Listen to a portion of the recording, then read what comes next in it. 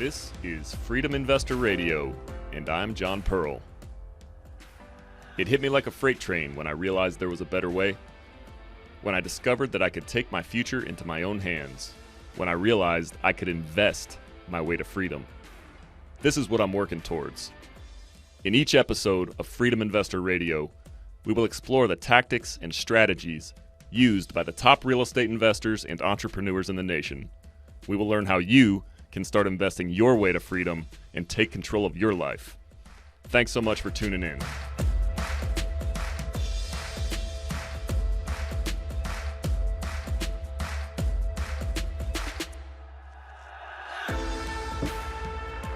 What's going on, everybody? Welcome back to another episode of Freedom Investor Radio. I'm your host, John Pearl. Today, I'm joined by Ben Nelson, who is a partner at Wild Oak. Ben, welcome to the show today. Thanks for having me, John. Appreciate it. Absolutely. Looking forward to getting into this conversation. Ben, why don't you tell us a little bit about who you are and what you're doing now and your journey to how you got there? Sure. Yeah, so partner at Wild Oak, there's four of us. Actually started by my brother, Eric Nelson, who I think was one of your original podcast members as well. Was. So, yeah, I started really in this space fairly recently. Before this, I was a producer for a long time. I produced in the world of action sports, for the most part, high-end action sports, outdoor events. We did a lot of racing, a lot of world record stuff. I really loved it, honestly. Sharpened my skills, really heavy into problem solving, into puzzle figuring out. And we had a lot of opportunity to go a lot of places around the world and work with some really talented people. But through the time, Eric and I invested in a couple of different smaller multifamilies, a couple of quadplexes and things like that. And he kept saying, he's like, "Hey, this space is really interesting." And I'm looking into syndication. I think you'd be really good at it. Also, we should talk about partnering up. So that was a couple of years ago, and continuing going through. And you and I were talking about this just before we started. It came to a place in my life where I was really loving. I still love production. I love it dearly. I was fortunate enough, again, to be able to work with some really talented people, but I realized it wasn't serving the entirety of my life anymore. Just to be able to save some money and to put some of that away in the typical 401k or, the IRA, whatever you're looking to do, those vehicles, and while they're great for certain things, it just wasn't going to get me where I thought I needed to go. I was a young runaround. I was a ski bum. I was straight out of college. It took me a little while to get my life figured out. And by the time we got to a place I was producing over 15 years, man, I loved doing it. But I also realized that it wasn't going to be a place that was going to let me grow enough to provide what I want to provide for my family or what I want to provide for my kids. So we really started looking into what this looked like, and Eric was well on the way. So we started syndicating and opened up Wild Oak. There's four of us now. There's John, Shane, Eric, and I, and we're going gangbusters, man. We've closed 4 deals inside of 6 months, and there's no look slowing down. We're pretty excited about it. Man, that's awesome. 4 deals in 6 months. You guys are definitely picking up speed. So Ben, I'd like to hear more about what the production business that you were in actually looks like, kind of what you did on a day-to-day. For someone like me, I have no idea about what that actually looks like. And then can you talk about kind of how those skills carried over to what you're doing now in the multifamily space? Absolutely. So really, to break it down, we would sit with clients and they would usually have an idea or at least have a realm of what we want to do, right? So say we want to break a world record with a motorcycle. And we're going to jump a motorcycle super far. And that benefits a client for X reason, whether it's a sponsorship or whatever. So we would sit and say, "Hey, great, this is what it would take. Here's your budget. Here's your timeline." It's very similar in a lot of ways because people have a very unrealistic expectation a lot of times of what it takes, how much work it takes to do a certain thing, right? So we would sit down, lay that out with them and say, "Hey, this is going to take a year. For you to be able to accomplish what you're asking is going to take a year." And a lot of people are just blown away by that. From that or producing, we would build budgets, we build timelines, start at the very beginning and say, "Okay, you want to race airplanes in Las Vegas Motor Speedway, for example. Let's go through that." We build the process for them. We'd speak with a lot of the vendors in conjunction with what they were doing, but build an entire plan from A to Z, including a budget, and then we would go and execute. And through that, we started doing some things that were a little bit difficult and a little bit interesting, and kind of got a name for doing some of those things. We were asked to race some off-road trucks that usually exist in the desert or in the summertime, racing them downhill in snow in Maine in the wintertime. There's a lot of those like fun little projects that just started to stack up. And man, I loved it. We were on the road a lot. We got to see a lot of different places, got to meet some very, very incredibly smart individuals and problem solvers. But again, I was living the life on the road. This last, couple summers ago, I was gone 40 plus days in the summer, and I've got 2 little boys, and realized that that wasn't serving my life. So how that translated over to multifamilies, I'm heavily involved in a lot of the asset management side, and it's very similar. We get asked, well, is it hard, especially, for us, we operate mostly in Texas, Oklahoma, Arkansas, and I get asked a lot, is it difficult to operate in those markets? Because I live in Colorado. And for me, I was like, no, absolutely not. Those skills have been honed. I'm used to talking with people and building plans and working with vendors at a distance and checking in and building systems and processes that allow us to do that. So really, it's pretty functionally similar, but it is so much fun to be able to be in this space to help other people. And I think that's the most exciting thing for me. The thing I struggled with the most was transitioning into this space from something that I loved dearly. And I think that that's a little bit different. Like we have conversations a lot of time, and I know I've listened to your program. A lot of people kind of have, what Hunter calls this last straw moment, but it's also just getting burned out. Like I don't like my job. I don't like what I'm doing. I'm over it. I'm not seeing any progress. I need to switch. I never really felt that. It was a little bit different in the sense that I did see, hey, if I continue on this path, I'm not really going to be able to amass the volume of wealth that I think that I should for my family, or that I possibly could using my brain. Like we're solving puzzles, and I'm proud of the product, incredibly proud of the product, but it's not servicing me, and I think I can do more. And so what I got really excited about as soon as I allowed myself to start thinking about being in this space is how much I could help other people that were in a similar position, right? So all of a sudden I can work with my partners, and we can build programs and allow people to invest in some of these opportunities, and it will help them build a lot of what they're doing. Like I still produce a little bit on the side. I don't know that I'll ever stop, just because I love it. But being in this space and being able to use my brain in a similar way and to solve those puzzles in a similar way, and also provide an amazing opportunity for people who are also out there creating and doing, it's a blessing, man. That's awesome, man. What about... So transitioning, you said you and your brother Eric were into some smaller stuff previously prior to getting into the syndication. Talk us through your mental process as you are going through that, looking into scaling up. Most people are extremely intimidated by getting into the bigger stuff, before they start surrounding themselves with others who are doing it and realize it's not rocket science. You don't have to be Superman. But what was your process like, and how did you kind of overcome some of those limiting beliefs? Yeah, it's interesting because I'm really lucky to have that in my life, right? I have a brother that I have a conversation with, and you and I met recently, and it is surrounding yourself with some people that have the ability to think a little bit bigger. So yeah, we got into the quads, and I think it was more that I instantly saw that scale was important, because I'd put myself in a position where I started to see this, like, hey, I need to be doing more. I guess that's the best way to describe it. It's like I really loved what I was doing, but I need to be doing more. I need to be doing more sooner. So we got these quads, we turned them around, they're producing, and then all of a sudden you can start doing the math. It's like, hey, if we have 4 of these, and it's on both sides. If we have 4 of these and 2 water heaters go out, that's a pretty big deal. But the cash flow is available if you have 40 of them, or you have 400 of them, then all of a sudden those metrics become bigger. I wasn't necessarily worried about the scale. That's something coming, again, from where we were doing some pretty big projects. So the budgetary items of that, or like the scale of the cost, was less concerning. It was more just based on, how do we do this well? How do we systematize this? There's a lot of people that think that they can do it very similarly until you start having a conversation like, hey, if you want to jump a motorcycle, you want to break a world record, you need to train somebody, you need to ask the questions, and you have a budget for it. And it's going to take a year. Just being realistic. There's a lot of people, I think, that get into this game that believe it's a get rich quick scheme, right? Or even like a pyramid scheme or something like that. We're going to throw some money and all of a sudden I'm going to make some cash. Like this, what we're doing is a get rich slow game. It's very methodical. It's very detail oriented. It's very systematic, and it takes time. And if you're willing to do that, it exponentiates. Like there's a hockey stick curve here for sure, but knowing what that takes. And I think that's what drove me, is the patience that we'd built through that.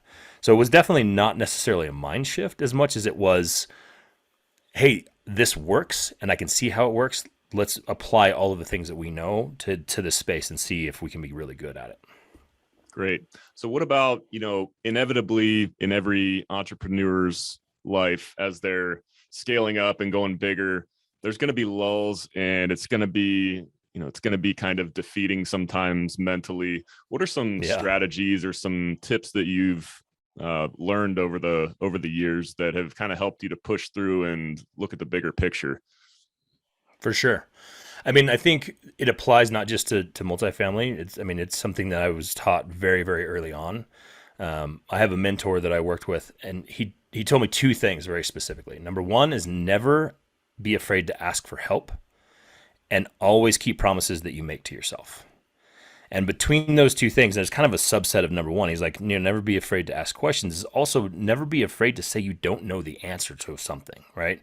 So what I found especially in this real estate space was so incredibly surprising. We started getting in is how gracious people are with knowledge and with information. So if you don't know or you're curious, like I would I would very much encourage you to ask somebody, ask anybody that you trust. I mean, call John. Like we've had these conversations many times. Call Eric. Call myself. I will give you as much information as I possibly can because we all win together in this space. And I think the other thing too is it is a grind sometimes, right? Like the ability to do this day in and day out, it takes some mental fortitude, and it takes a lot of energy. And there are some days that are high and you get done with something like, man, today was a good day and I knocked a bunch of stuff out. And there are some days that are just a drag. And I think that's true of any profession. But it is keeping that promise you made to yourself. Like just that simple thing. Like I'm going to do one thing today that advances what we're trying to get done. If we get done 5, we get done 7, cool. But I'm not going to end today without doing one thing that pushes us a step forward. And honestly, even just a little bit of forward momentum is far more than a lot of people have in their life. And that's why I think a lot of people don't get started or kind of stall out. It's exciting in the beginning, but then it gets a little bit mundane in certain cases. Or you're going through a million deals. Like how many deals have you had to underwrite before you got a first deal, right? You're just doing it over and over and over again, and realize that that's practice more than anything else. So you're spending the time. So those two things, I think more than anything else, have helped me get through the lulls, whether it be in production or whether it be in real estate. Yeah, those are both phenomenal tips. They've definitely applied to my life, especially recently. I just posted today on LinkedIn about it. I feel like the past 4 or 5 months, I've just been kind of in this rut, and it's because I've been taking too much, putting too much on my plate, not being able to get stuff done. Therefore, I'm breaking promises that I set for myself. It's just got an extreme negative impact psychologically. When you just focus on one thing, like you said, you knock that out, then you have a tendency to just go on, oh, well, hey, I have other stuff I can do. I already knocked that one out. Let's just go ahead and keep this thing rolling. So yeah, couldn't agree more with that. So I know Eric's a big morning routine guy. What about you? Do you got anything, any secrets? If you want to open up the kimono and show us what you got going on. Yeah. I mean, I'm the same. I have 2 little boys, like I mentioned. So semblance of routine is necessarily really early in the morning, right? I fortunately have a wife who's incredibly supportive of what we're doing. So getting up in the morning, exercise, and it's not my term. I honestly can't remember where I heard it, but I heard somebody call it sacred selfishness. It's like a time that you take just for yourself that's not, you have a million other things and you have family priorities, but there's a time that I'm going to take just for myself to make sure that I'm okay. And it makes me a better person. I show up better for my family. I show up better for clients. I show up better for whoever I'm working with. So for me, that's that's exercise, right? Of various types. That, a little bit of meditation. Ryan Holiday has a morning meditations that he does, like as a daily Stoic journal that I do. It's a morning and night. You read a little passage, kind of contemplate on it. And actually, my wife got me this. It's a one a day journal. And it's just it's like 3 lines that you just write down. Hey, what happened yesterday? Hey, what happened today? But it's over 5 years. And it's just a really cool thing that I think we've started. And more than anything else, it just sets me up and gets me ready for the day. I would love to say that I meditate more. I got really into it for a while, and the volume of hours in the day that I would like to take for those things just don't exist. Like I would love to have 50 hours in a day sometimes. But anything that I can do to set my life calm, like in a state of calm, that's why I think I like working out so much, is that it allows me just to kind of wipe away everything else and to reset and to kind of prioritize again what we're trying to do. So working out in the morning, if I can meditate, and some journaling are some tactics that I hold very near.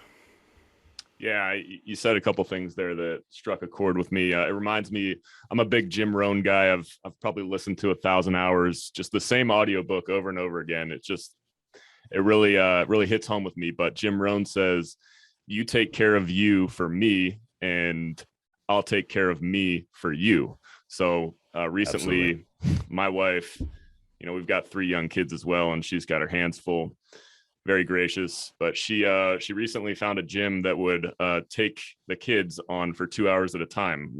Pay $25 extra a month, and they have a daycare in there. It's a steal, right?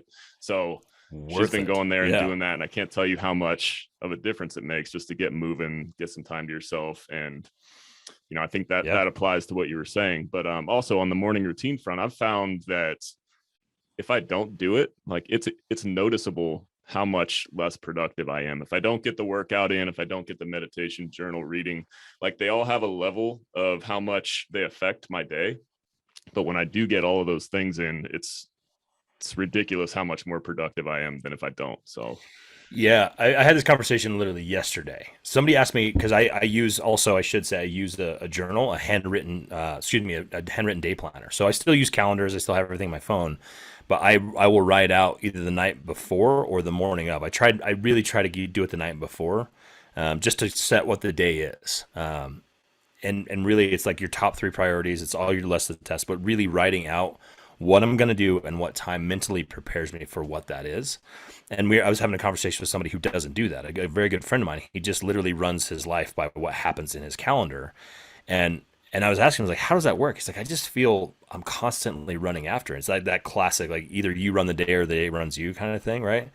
And for me personally, I can't operate that way. It's just I will just tackle one little thing after the next, and I get so disorganized that I'm not actually going toward a goal. And I think that was the biggest thing that was taught to me too. And when I really started putting that into practice, is where are we going? You can fill your day infinitely with things to do and tasks and problems, and especially when we're working in this environment, there's always something to get done. There's always somebody to call. But is that actually servicing what's going to be the goal, or what's it going to make you better the next day or the next month, the next year? So really utilizing that planner, like setting yearly goals, setting quarterly goals, and then building a plan for like, hey, this is my week. These are the top 3 things I need to get done this week. These are the top 3 things I need to get done today. And how is that in service of where I'm going to go? That changed my life in a big way. yeah, if you're not proactive about it, and I do my best to set everything up the night before as well, get the coffee preset so it's ready when I wake up, get the books ready where I'm going to set up and read. Just like all that little Yeah. stuff helps. Set out your workout gear, any stuff like that has made a huge difference. And just yesterday, I didn't do it the night before. I had a long week. I was struggling on sleep, and I didn't do any of that stuff. I didn't do my routine, and I just like you don't notice it going throughout the day, but then when at the end of the day you think back and you're like, that was definitely not as productive as I normally am. So, and that's another Yeah, man, important you part of it, survive. reflection. There's a difference between surviving and thriving. There Yes. absolutely is. Yep. Yeah, exactly. So Ben, I want to talk a little bit about, with all the stuff you got going on, you mentioned the routine stuff. What about time management and attacking all your tasks and staying on track? What kind of, you mentioned the journaling and the top 3 things. Yeah. With a lot of stuff going on, how do you organize your time and stay on track? I think you just have to be diligent. Again, it goes back to keep promises you make to yourself. I mean, you have to be fluid in this environment. Things happen, phone calls happen, but time blocking is absolutely the most important thing that I've learned. And allowing for realistic time blocks, I should say. So time blocking is one thing, but realistic time blocking is much more important. Because what can you do on paper? I can accomplish many more things than I think than I actually can. And the reason for that is, hey, I'll set this task for an hour, and then I'll set one right after that, and I'll set one right after that. I used to do that quite often, but realize like you need a break, you need to eat. So I will schedule in like quote unquote rest time, and a lot of that is like catching up on stuff, or you have a couple text messages, or you'll have something that happened, or the wife asks you to grab something for dinner. Like any of those things can happen. So allowing for life truly within your time block in your day has been super important to me. So that's where, what do I need to get done? Those top 3, schedule those things first and block those out. And schedule, I put a 30-minute shoulder on either side of those just so I can get it in, or I'm not feeling it, or like I didn't make a coffee, or forgot, or like out, whatever it might be. You're allowing yourself the grace to be a human being, and that things still happen in your life, and still get the tasks done. So, and if you have extra time, that's a bonus, right? Like I got all this stuff done, and all of a sudden the shoulder time I have, like, cool, I can tackle one more thing, or I can like just go outside and enjoy something for a minute. Like I can listen to music again. I got to the point to you, like what you were just discussing a minute ago. For a little while there, like I stopped reading for pleasure. I was just reading business. I was like so focused on just reading, learning, learning, learning. I got to a place where like I felt guilty about listening to music because I should be listening to podcasts. I should be doing something that's like bettering me, right? And it got to a point where I just like I wasn't enjoying any of it. So like that shoulder time is like I will turn on music.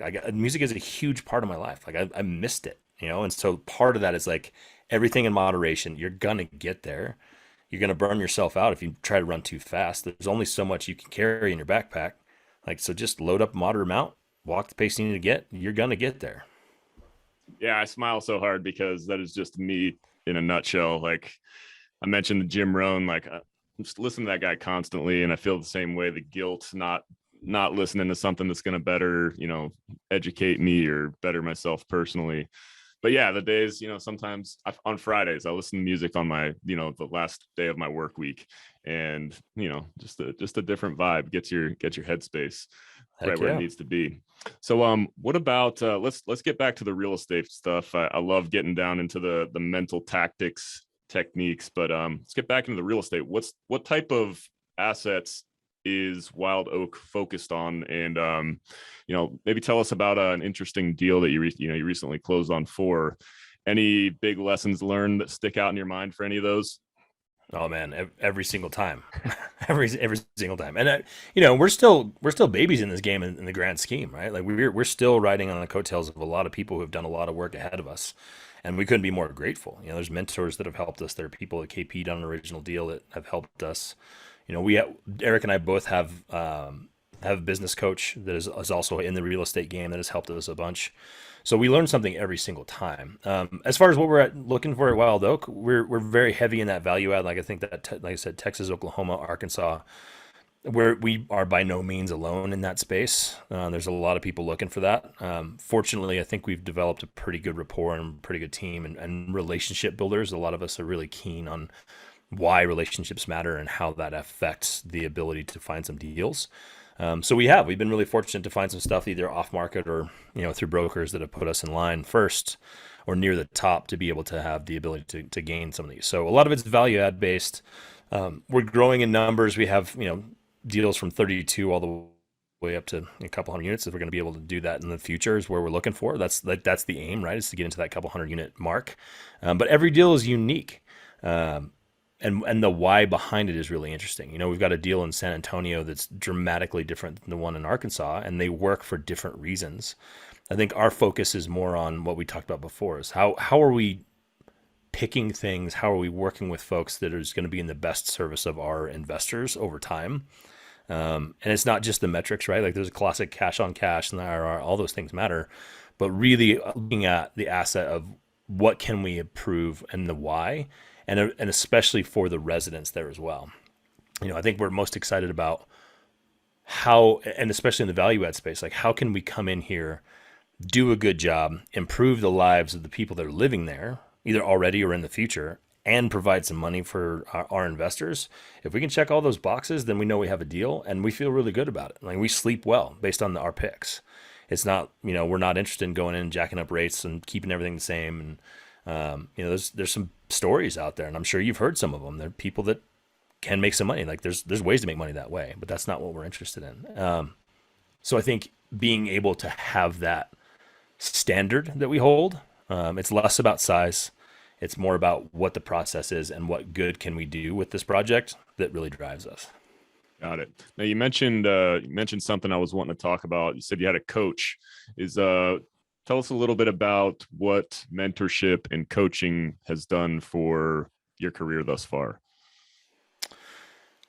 I can't recommend it more highly, honestly. I've always been around people, especially when I was first starting out, even in production, and here is very similar to me. Getting around people that know more than you is one thing, but getting around people that you trust enough or have the ability to look you in the eye and tell you the absolute truth, whether it's positive or negative, or you can improve for it, is a completely different thing. And I think that's what I get most from coaching is, I choose to work with a coach that holds us accountable and that asks some really incisive questions. A lot of times I'll start on a session and be thinking one way, or kind of just be like, "Hey, how you doing?" Like, "Oh, I'm feeling okay," and I'll ask some questions, and by the end of it, I was like, "Holy moly!" Like I had no idea that was what I was thinking, but it clearly was what I was thinking, or I didn't see this hole in my plan, and all of a sudden, like he's like leading a horse to water every single time, and that's what I love about coaching, or at least the coaching in my experience, is it is less about you need to do this, you need to do this. It's like, hey, let's talk about why this makes sense or doesn't make sense. Tell me what you're doing. Tell me why you're doing it. Tell me how you're feeling about it. Like, what have you done? Has that been successful for you? Why or why not? So a lot of those things work for me because I will walk away every single session with tactics for sure and like next steps, more so anything else, a lot of clarity on the why behind a lot of the things that I'm doing, or the next steps, or a problem that I've been working on, or a problem we have with, whatever it is that we have. It's been so beneficial to have somebody that you can look you in the mirror. Like there's no barriers, right? You're laid naked and bare, and he's just like poking at you. Like, did you do what you say you're going to do? Did you keep promises to yourself? Why are you doing it this way? When you know that that's the easy way, but not the right way. Tell me more about that. Like, say it out loud, say it to yourself. Like, there's a lot of those things. It's like, and it can get uncomfortable, but through that is so much growth, and the ability to ask the same questions, not only of yourself, but of your partners, is also amazing. Like, you get to that place where you have this rapport and you're like, yeah, this is where we're going. So that's why coaching for me it really is, man. It is so beneficial and so incredibly worth it. So what areas have you received coaching in? You mentioned business coach. Is that kind of real estate / business, or have you had coaches in both? It's a little bit of both. It's crossover. So, I mean, we're both members of Raise Masters as far as that mastermind is concerned, but the coaching that I receive directly is a little bit of both business and real estate. His name's Jens. He's an incredibly smart guy and really successful in the real estate syndication space as well. Both Eric and I, talk with him, and Eric's actually the one who introduced me to him. But it's a lot more focused on a business overall and development, I guess is the best way to describe it. He utilizes tactics that are based on personal development, and that bleeds into everything we're doing. So he's trying to help us become better people through the tools that we have at our disposal, but also how are you wielding those to become better every single day. Right. Yeah. Because I've noticed I've taken I've worked with a number of real estate investing coaches and mentors. It's been mostly focused on the real estate. I think, real estate does kind of bleed into business. The higher up you go, the more into it you get. And I've always heard the most successful real estate investors treat their investments like a business. And with large multifamily, you pretty much have to. It is a business, but that's something I've been looking at, kind of getting a more business oriented coach because now I'm getting to that point where it is more like a business, and kind of reaching some stages where I'm, looking for mentorship. But, the masterminds, the groups, the networking at conferences, all that stuff plays a great part in my success thus far. But Ben, I understand, have a mastermind that you guys have been working on, been live for a year or two now. Pay It Forward Mastermind, right? Tell us a little bit about that. You bet. Yeah. So it comes from this. Actually, Jens is a partner in that. So there's a couple of us that put this together as founders, and it's called Pay It Forward. And really around a lot of what we've talked about, it's designed much more around being a part of a community and having conversations about real estate than it is about somebody standing on stage the entire time and just telling you how he or she did this, right? So there is some of that. There's some components where we have speakers, some very accomplished folks, and whether it be about underwriting or deal creation or, sourcing, a lot of those things, but we purposely take a large chunk of time and we put people in groups and we rotate through. So you may be sitting with, 5 to 10, maybe 12 people all discussing with some very qualified people in that group, just in a round table.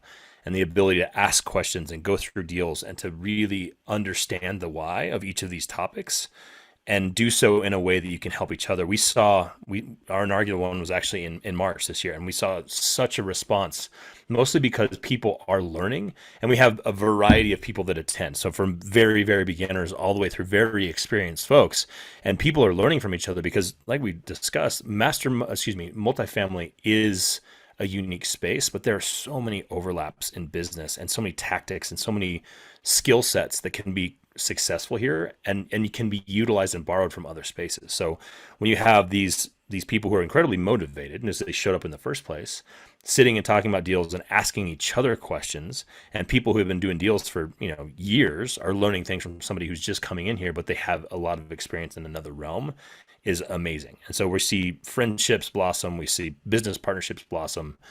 So that's really how the idea behind it and how it got started.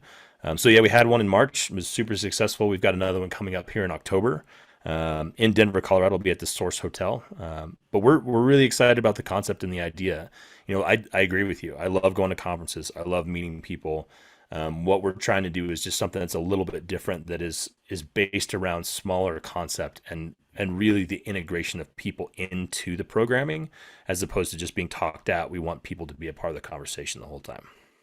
Right. Yeah. There's, only good things will come out of going to conferences and networking, but it's not very surgical. You get into those small groups and have the discussions.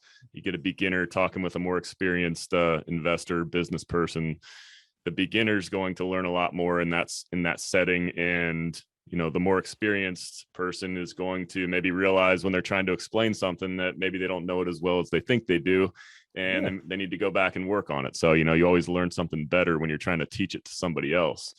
And there's something to be said for, like, if you're in a group, like you're sitting in a ballroom with 800 people and there's somebody on stage talking about underwriting, and, you raise your hand and ask a question, there's a completely different feel than if you're sitting around a table and there's 12 of you and you've been talking with all of these people for a day and a half. Like, hey, I don't understand that. You know what I mean? Like, just like we were talking about before, the ability to say, I don't understand. Can you help me understand? And be comfortable with that, instead of just asking one question, sitting down, and maybe you get your question answered and maybe you don't. It's just a different vibe, and that's what we're going for. Yeah. So Ben, I got time for one more question. This is a question I ask all of the guests on my show. For a little bit of background, I work at a nuclear power plant. It's shutting down in 2025. My mission is to replace my W-2 income with passive income from real estate investing. What's your one piece of advice you would offer to folks who are trying to escape into a world of control, where you have control over your life, financial freedom, and I understand you've kind of lived a little bit different life. You've kind of had your hands in different things, and you still kind of have your hands in it. But for folks like us, what's your piece of advice you would offer? I think clarity on your end timeline is one thing. I think clarity on how you're going to do that, and then making a plan and sticking to the plan as much as possible and evaluating it is another, right? It's very easy to say, I want to retire in 5 years. Cool. How? I want to do it through real estate syndication. Great. How? Well, I need to have a partnership. Okay. Who are your partners? And breaking it down to like tactical steps. And there's going to be a whole lot of question marks, man. Like if somebody who comes to me and says, I want to retire in 5 years, like that's exactly what I start asking questions about. But the best thing, and it goes back to what we talked about, is there is an infinite volume of people in this world that will help you find your path. You just have to ask and do the work and be able to be vulnerable and be able to admit that you don't know what it is.